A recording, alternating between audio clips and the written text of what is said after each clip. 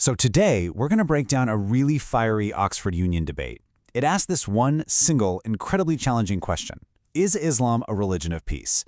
Now we're going to focus only on the arguments made for the idea that it is not, as presented by journalist Daniel Johnson and the commentary in our source material. It's so important to remember this is just one side of a much, much bigger conversation. Okay, let's get right into it. I very nearly decided not to come today. Wow, those were the very first words from Daniel Johnson. And to really feel the weight of that, you have to know the context. He gave this speech just one day after a British soldier was murdered on the streets of London by Islamists. So right away, that statement frames this whole debate, not as some sterile academic exercise, but as something about life, death, and free speech right here and now. So, this is the big question on the floor. It's the central idea our source material is trying to answer from its very specific point of view. And really, the entire argument that's about to unfold is built to lead us to a definitive no. Let's see how they build that case. So where does Johnson even start? Well, maybe not where you'd expect. He doesn't begin with theology. He kicks things off with a powerful idea: the relationship between free intellectual inquiry and how a religion can or can't evolve over time. He's saying that this, free inquiry, is the essential lens we have to look through to understand the whole question. And to really hammer this point home, he doesn't use some abstract concept. Nope, he tells a story. He introduces us to Professor Gezer Vermes, a man whose life, lived right there in Oxford, becomes a perfect case study for what intellectual and spiritual freedom really looks like in practice. And look at this journey. It's pretty incredible when you map it out. First, Vermes embraced the very church that hid him from the Nazis. But then, he challenged that same church with his groundbreaking scholarship on the Dead Sea Scrolls. After that, he left the priesthood, went back to his Jewish roots, and then he proceeded to challenge both Christian and Jewish orthodoxy by studying the historical Jewish Jesus. I mean, his whole life was just a testament to questioning everything. Okay, and this slide is where Johnson's core argument really crystallizes. He draws the stark contrast between Vermes's actual life in Oxford and what he claims his fate would have been in an Islamic country. Changing his religion? Johnson argues that's apostasy, a capital offense under his reading of Sharia law. And all that critical scholarship? Well, if you applied that to the Prophet Muhammad, Johnson says, it would have meant execution for blasphemy. So the point he's making is crucial. For him, this freedom to question is an absolute prerequisite for a religion to be peaceful.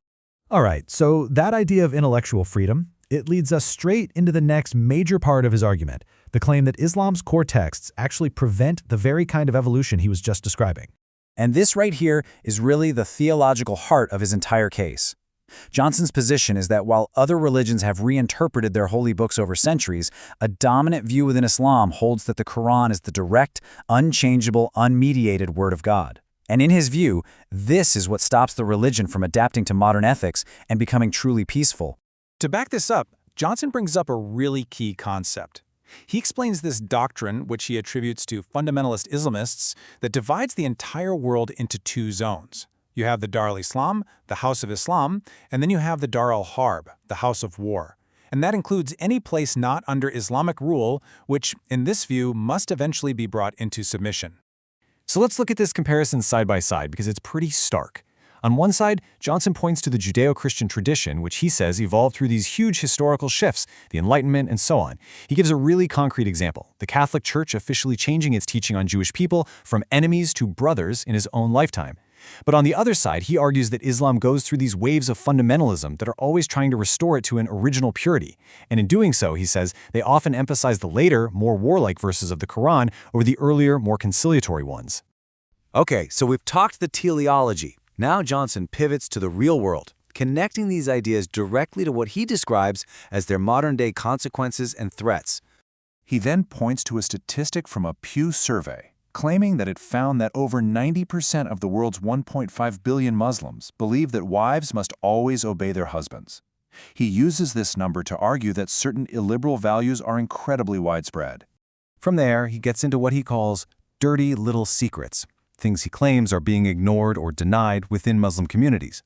He brings up another journalist's article on anti-Semitism. He alleges that accusations of Islamophobia were used to cover up the exploitation of girls in Oxford, and he lists the persecution of minorities, Christians, atheists, homosexuals, women, in Islamic states as direct evidence.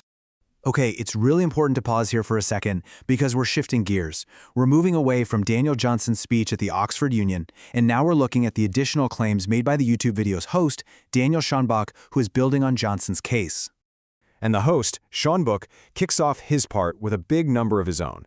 He claims, without citing a specific database, that there have been over 48,000 acts of terror committed by Islamic fundamentalists just since the 9/11 attacks. And then he just lays out this rapid-fire list of examples to really drive the point home. He points to the destruction of non-Islamic heritage in Afghanistan, the huge demographic shift away from Christianity in Lebanon, the civil war in Syria, the use of aid money for terror tunnels in Gaza, the actions of the regime in Iran, and finally, the atrocities of the October 7th attack on Israel. For Schonbach, these are all just data points that prove the exact same conclusion. So, after all that, the free inquiry argument, the theology, the modern examples, what's the final verdict from the source material on that big central question? Well, here it is, Johnson's final word on the matter. And it's pretty blunt. It's not a subtle answer at all. He argues that the actions of radical elements are what define the religion's reality today, and that any chance of being a religion of peace is totally conditional on getting rid of them. That's the final word of his argument. And really, that leaves us with a bigger question to chew on, doesn't it? What actually defines a religion of peace in our world today? What are the criteria? Is it based on its sacred texts, the actions of its followers, or its dominant political expression? This explainer has walked you through the case for no, as argued by one speaker. But to truly grapple with this question, you have to also seek out and understand the arguments for yes.